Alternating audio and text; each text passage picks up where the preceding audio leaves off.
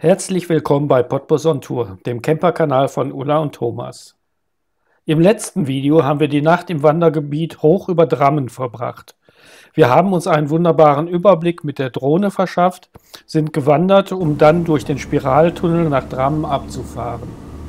Wir sind weitergefahren nach Sandefjord, um am nächsten Tag mit der Fähre nach Strömstad überzusetzen. In Strömstad haben wir uns umgesehen und auf einem Park-for-Night-Platz in Meernähe übernachtet.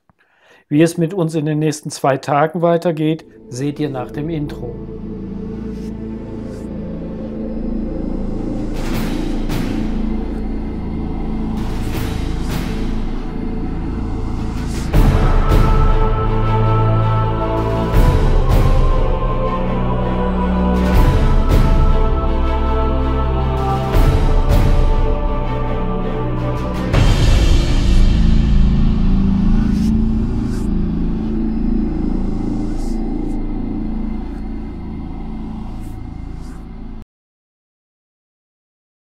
Für den heutigen Vormittag entschließen wir uns zu einer Wanderung. Wir suchen uns auf Komoot einen der wenigen Wandervorschläge heraus, laden den GPS-Track herunter und es kann losgehen.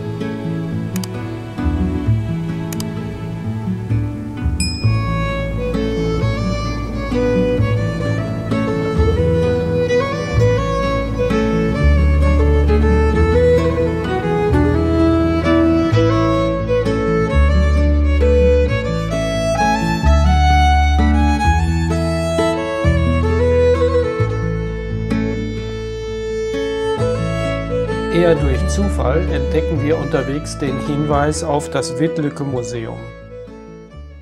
Das Museum bietet Besuchern die einzigartige Gelegenheit, die Welt der Bronzezeit hautnah zu erleben. Interaktive Ausstellungen, detailgetreue Rekonstruktionen und informative Texte vermitteln anschaulich, wie die Menschen vor Tausenden von Jahren lebten und arbeiteten. Unbedingt anschauen sollte man sich die Felsritzungen von Tanum.